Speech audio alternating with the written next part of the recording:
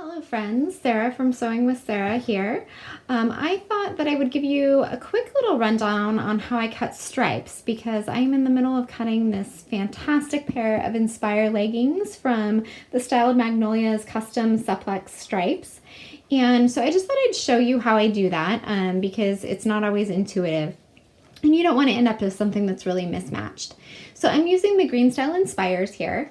And what you're going to want to do is you want to grab your pattern and your stripes, of course, and make sure that they're, laid out flat. You don't want any part of it hanging over the table. And then you're going to find the grain line that's drawn on your pattern. So for me, that's that center line running all the way down. And this is the no side seam hack on the Inspires. But I've got the center grain line running all the way down. And what I'm going to do, and I've already done it in a couple places, is I'm going to line my ruler up with that line so that it's perfectly going along that line. And I'm going to draw another line that goes horizontally, pretty much from one edge of my pattern piece to the other. Okay. So I'm going to do that, every once in a while, every 2 or 3 inches. Doesn't really matter. Depends on the width of your stripes too. And then I'm going to take my pattern piece and that's going to become my guide. So you can see that mine was off, right? So you're going to assume that your stripes are printed correctly on your fabric. And you're going to notice, okay, well, this edge of my line is kind of in the top third of this black stripe, but all the way over here, it's toward the bottom. And I want to straighten that out. So I could even just line that one up perfectly. Sometimes takes a little doing. Okay, and then I can double check, okay, is that the same all the way down? And hopefully it is. This line, I think I didn't draw really straight, but the lines I drew today with a ruler, this one and this one over here and this one here. So you can see that those lines are straight. You also can usually rely on the hem of your piece to be straight as well.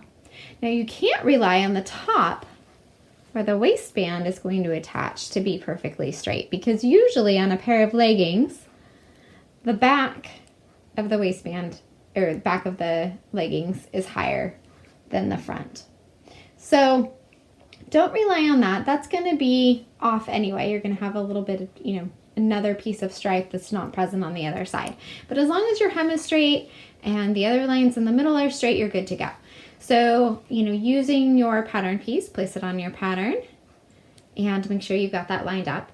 And then what I do once I've got my first pattern piece cut out is I actually use that pattern piece, and I have mine right here. So this is upside down. I actually use this as a guide for cutting my second leg. Now you might have to do this in more pieces if you're using a pattern that doesn't have the front and the back merged, like this no side seam hack Inspires, but you're gonna of course want to place that face down so you get mirror images. But then you can use those stripes and you can kind of peek and see, okay, I better pull them down because you can see I have a yellow stripe and a green stripe right there. That's not going to match. So I need to go one down. And you don't want to be stretching your fabric. I mean, you want it to lay flat before you cut that second leg piece. But now I can peek up and see, okay, now I'm on the right track here. If I peek up over here, I've got orange. Okay. So I know you can't see the whole leg piece, but I would just straighten it out. I would be peeking over here. Okay, that's not really straight, so that means I need to manipulate this fabric a little bit. Like I said, you don't want to be pulling it out of place. You just want it to be nice and straight.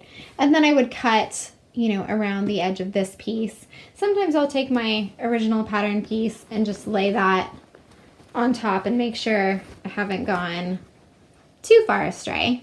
Because you don't want to end up with a leg piece that's totally different. Now, of course, this does depend on fabric that is printed on grain if you're using printed rather than yarn dyed stripes.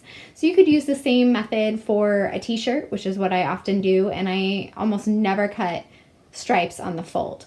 It's just too hard to line them up. So I will make a single pattern piece just like this leggings, just like these leggings, like these pants, for a t-shirt front or something like that. So I hope this tutorial was helpful for you. If you have another tip for sewing stripes or for cutting stripes rather, I would love to hear it. As far as sewing them, I find that wash away Wonder Tape is really helpful if you're going to need to be lining them up. When I place this leg right sides together like this, if you want to be exact, you're going to either want to baste at the seam allowance or use something like wash away Wonder Tape. Now sometimes the angles just make it impossible to get it perfect.